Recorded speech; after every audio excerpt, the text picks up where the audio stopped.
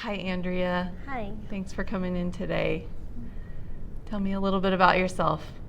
Well, I've grown up on the reservation and I moved to Flagstaff a couple years ago with my family. I have a husband and 2 kids. Wow, great. Yeah. Yeah. And how's life been in Flagstaff since you moved? It's been nice, kind of hard with how expensive everything is, but I've enjoyed the weather a lot. Yeah, the weather's fantastic. Mm-hmm. Well, we only have about 10 minutes today to talk, and I know you were given a diagnosis recently that probably feels very overwhelming. And we'll just spend a few minutes kind of talking about that, and then I would love for you to come back so we could spend more time talking about that. So share with me a little bit about what it was like to hear from your doctor that you had moved into the diabetes realm in terms of your blood sugars. Well, it was really hard for me when I heard the news, just because growing up on the reservation, a lot of people I've known and looked up to and family members have had diabetes, and I never wanted to be in that area, but now I'm here and it's a little devastating. Absolutely, it must be. Thank you for sharing that. I know that must have been some really hard news. And you're here, which tells me you care a lot about your health and want to have some help moving forward. Mm-hmm. Yeah. So, what have you heard about diabetes in terms of changes that people often make when they receive that diagnosis? I don't really know much about diabetes. Just from what I've seen, like with my uncles and my grandparents, is they had to watch what they ate, and they had to make sure they were always checking their blood pressure or blood sugar. I don't remember the terminology.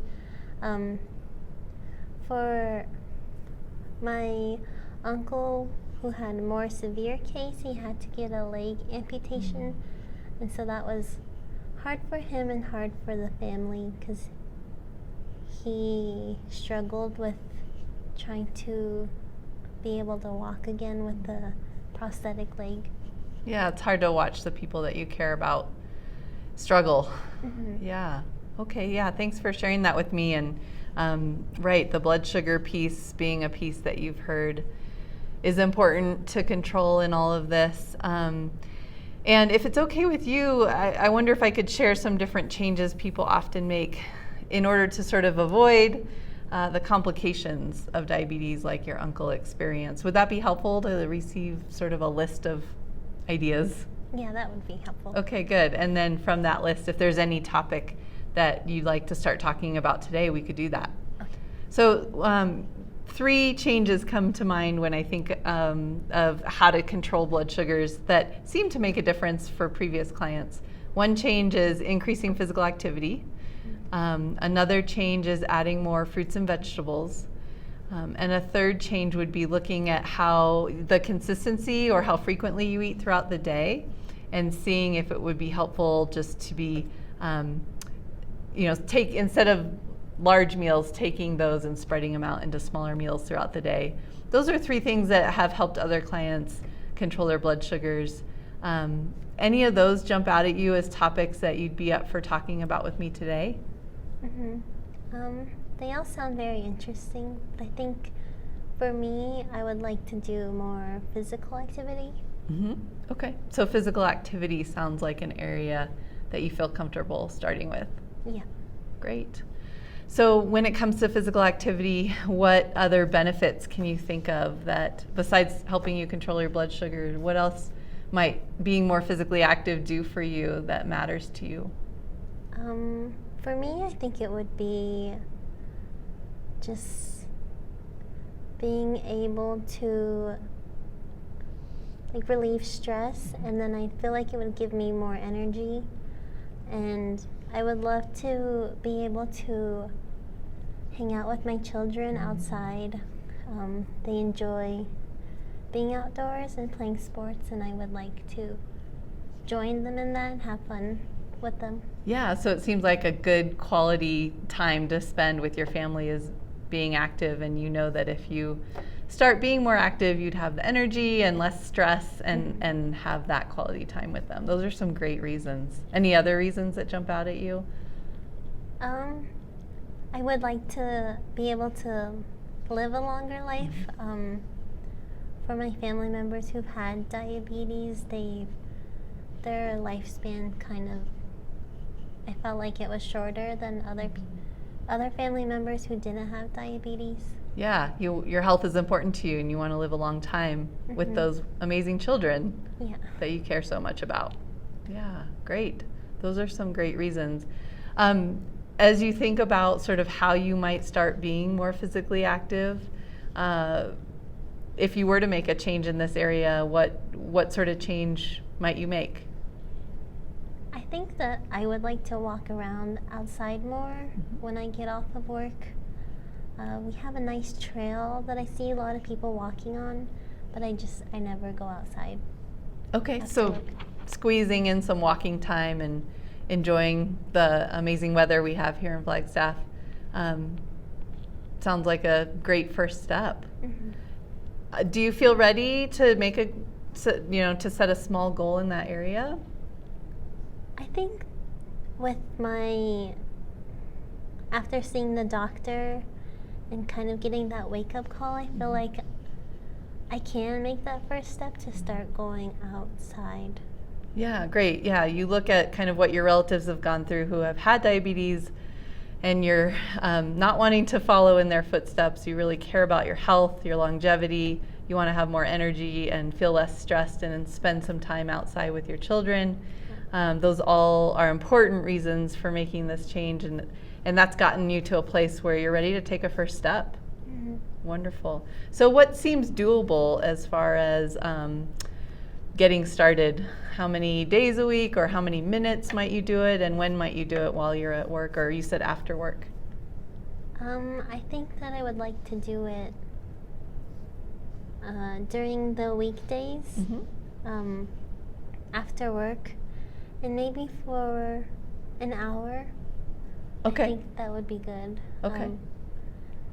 And then it would be a good time to, like, while I walk, my children could run or ride their bike, and then I could walk with my husband. Okay, great. Yeah. So coming home, spending an hour walking with your children, biking, after work, how many days a week feels doable? I think at least 4 out of the 5 days of the work week. Okay, so 4 days a week. Wonderful. So how confident are you on a scale from 0 to 10 that you could be successful in achieving that goal? I think I'm a 9.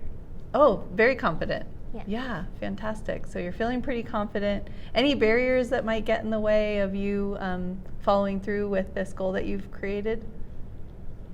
I think some barriers may be that the weather changes and it gets cold, or maybe my children don't feel like going outside that day, and I just don't feel like going out with them might be a barrier. Right. So how your kids feel about being outside, and then also the weather. Any ideas for how you might navigate those two struggles? I'm not sure. Okay. Would it be helpful if I provided some ideas? Yeah. Okay. Well, one idea as far as the weather goes is we could always have you try this goal for this season, and then revisit before the weather shifts to kind of brainstorm some other indoor activities.